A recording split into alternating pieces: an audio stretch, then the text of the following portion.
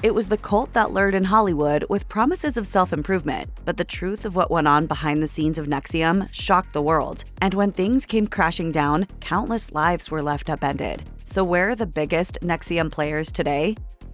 The man at the top of NXIVM, Keith Raniere, had a history of heading dubious business ventures. His first multi-level marketing company collapsed in 1993 after the New York Attorney General alleged it was a pyramid scheme. He came back a year later with another multi-level company focused on vitamins, which didn't last long either. By the time he hooked up with Nancy Salzman to launch the self-help organization Executive Success Programs, the precursor to NXIVM, Raniere was well-versed in the art of manipulation. Forbes published an expose on Raniere, or Vanguard as he was known in the organization, in 2003 and hinted that NXIVM might be a cult. But it wasn't until 2017 that the truth finally came out about the organization's abuse of women and minors, and Raniere's role in all of it. He was finally arrested in 2018 on charges of racketeering, sex trafficking, and forced labor conspiracy, among others. In June 2019, Raniere was found guilty on all charges. He was sentenced to 120 years in federal prison and ordered to pay $3.46 million to his victims.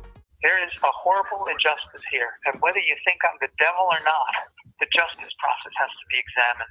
In 2021, Raniere was moved from New York to USP Tucson, a high-security prison that has a sex offender management program. He's tried unsuccessfully to have his conviction overturned a number of times. He's also tried unsuccessfully to sue the prison for violating his First Amendment right to speak with a NXIVM supporter who he claims has power of attorney. In 2022, Raniere's legal team filed a motion to vacate his sentence, claiming, among other things, that the FBI had falsified evidence related to child sexual abuse material found on his computer. In April 2024, a federal judge denied the motion. By November, Raniere had filed an appeal, which included testimony from hired experts that portions of the original search done on his property were deliberately staged. As of August 2025, that case is ongoing.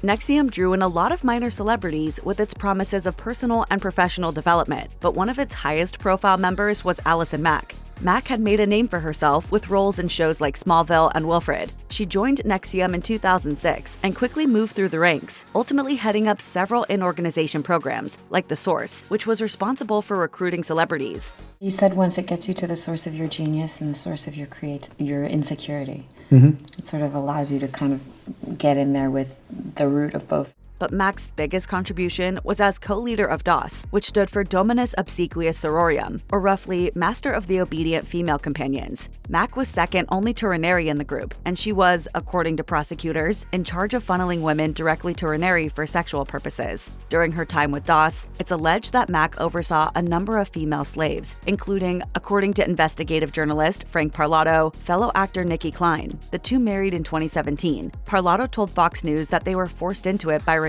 so that Clyne, a Canadian citizen, could stay in the U.S. In 2020, Mack filed for divorce. In April 2018, Mack was arrested on charges of sex trafficking conspiracy, and forced labor conspiracy. A year later, she pleaded guilty to racketeering charges and agreed to work with federal prosecutors in their case against Raniere. In 2021, just before her sentencing, Mack released a statement addressed to those who have been harmed by her actions, in which she calls her involvement with Raniere, quote, "the biggest mistake and regret of my life." Mack was sentenced to 3 years in prison and was released in July 2023, after serving less than 2 years. In June 2025, TMZ reported that Mack walked down the aisle a second time with a man named Frank. The pair apparently met at a Los Angeles dog park shortly after her release from prison.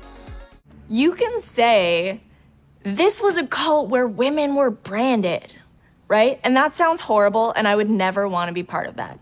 Like Mack, Nicki Clyne was a working actor in Hollywood. At the time she joined NXIVM, she was best known for her role in Battlestar Galactica. And like Mack, Clyne was one of the top members of DOS. But unlike Mack, Clyne stood by Raniere for years. In spite of Clyne's involvement with DOS, which she maintained was a fully consensual sorority of sorts, she was not charged with any crimes related to the group. After Raniere's conviction, the Times-Union reported that Clyne and several other NXIVM members had formed a group called We Are As You. Throughout 2020, that group spent numerous nights outside of Brooklyn's Metropolitan Detention Center to show their support through dance. Clyne told CBS News at the time, "It's very unfortunate the way that the word NXIVM has been applied, and is now synonymous with the term sexual cult, which I don't even know how to define what that is." Clyne co-founded the Dossier Project, a pro-DOS organization, in October 2020. She continued to voice her support of both Raniere and NXIVM through the beginning of 2023, giving interviews in which she expressed her belief that the evidence used against him had been manufactured. The experts have found a number of fingerprints left by whoever manipulated this hard drive. But in March of that year, Clyne suddenly withdrew from the project. The Frank Report published a statement from her regarding her changed position, in which she said, in part, "I have come to certain realizations about my past decisions and views, which leave me with no choice but to renounce the man who influenced them. I will no longer publicly support or try to free him for these and many other reasons." Clyne stepped out of the public eye, but she maintains her belief that there were issues with methods used in Raniere's prosecution. I'm trying to figure out what happened versus what I wanted to believe happened. Of all the women who were pulled into DOS, India Oxenberg's story was one of the most tragic. In 2011, she was 19 years old. Her mother, Catherine, brought her to one of NXIVM's self-help courses, and she was quickly sucked in. After several years working as a coach for the organization, India was recruited into DOS by Allison Mack. From there, she was groomed into a sexual relationship with Keith Raniere, which remained ongoing until his arrest. India, at first, remained supportive of the organization, believing that DOS was, as noted by Vanity Fair, her only path to total enlightenment. Because Catherine had been instrumental in exposing NXIVM, the relationship between mother and daughter was strained. Eventually, with time and space away from Mack and Raniere, India came to realize how deeply she had been abused. I was kind of forced to process these things. And I think that if I wasn't, I might have not really explored them so deeply. In 2020, India co-produced and starred in the Starz documentary Seduced, in which she detailed her time with NXIVM and her indoctrination into DOS. She also wrote a book about her experience titled Still Learning, which was published in 2021. The same year Seduced came out, India married chef Patrick D'Ignazio. The couple moved to Key West in 2022, where D'Ignazio now operates the restaurant Eatin' Good. In September 2024, they welcomed their first child, a daughter. Without the efforts of Sarah Edmondson, Raniere might never have faced consequences for his abuse. Edmondson was one of DOS's early recruits. She joined NXIVM in 2005 after attending a seminar and spent the next decade working her way through the ranks until she was invited to join DOS in early 2017. Once it became clear to Edmondson the true purpose of the group, she went to both the FBI and the New York Times. The Times' subsequent expose on DOS and Raniere was the first real step in taking NXIVM down. I'm so frustrated. Sure. I want to shake these people. I want to shake them awake, but I can't. In 2019, Edmondson published a memoir, Scarred, the true story of how I escaped NXIVM, the cult that bound my life. And in 2020, she starred in HBO's The Vow, which delved into NXIVM, its members, and the ensuing federal case against Raniere. In 2021, Edmondson and her husband, Anthony Nippy Ames, another former NXIVM member, launched their podcast, A Little Bit Culty, in which they speak with other ex-cult members, whistleblowers, and experts on everything from mind control to MLMs. They release episodes twice a week. Edmondson and Ames live in Vancouver, British Columbia with their 2 kids. Edmondson travels the world for speaking engagements and other appearances in her work as a cult recovery advocate. Mark Vicente was an established filmmaker prior to joining NXIVM. He directed the award-winning documentary What the Bleep Do We Know in 2004. In the 12 years he was with the organization, Vicente became not only a senior proctor, but Keith Raniere's personal documentarian of sorts. He also became a close friend of Raniere's. I'm in awe a lot of you. Why? Say something like you exists. When Vicente's wife and fellow NXIVM member, Bonnie Peace, made the decision to leave the organization in 2017 after learning about DOS, it put a strain on the pair's relationship. Peace was eventually able to convince Vicente to leave as well, and along with Sarah Edmondson and Catherine Oxenberg, the group set about exposing NXIVM. Vicente actually knew the Vow co-directors Jahan Najem and Kareem Amir and was the one who got them involved in the story. Following Raniere's arrest and conviction, Vicente has continued to speak out against NXIVM. When The Hollywood Reporter asked about the value of Raniere's teachings in 2020, he said, "I believe now, as I've studied more, the ideas were all borrowed from somewhere else. In the end, I don't believe that he really advanced any of those things that are already out there, but he certainly charted codified gaslighting."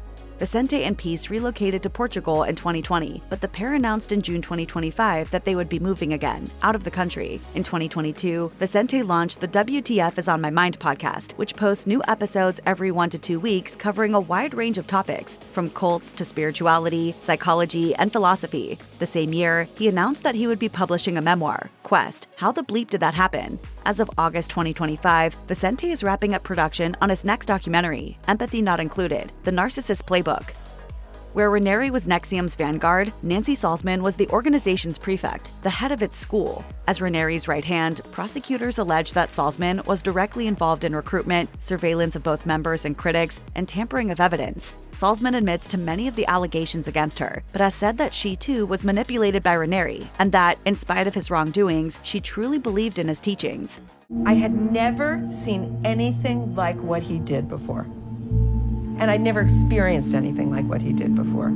In 2018, Salzman was arrested on charges of conspiracy racketeering. She pleaded guilty in March 2019, and in September 2021, she was sentenced to 42 months in prison along with a $150,000 fine. Surprisingly, Salzman made an appearance in The Vow in order to explain her side of things. Variety spoke with Jahan Najem for the series' Season 2 finale, who explained that Salzman had agreed to be interviewed under the condition that it not air before her sentencing, so as not to affect the court's decision one way or another. Najem said, "She felt like there was a view of her out there that she was a monster, and she felt like there was another story to be told."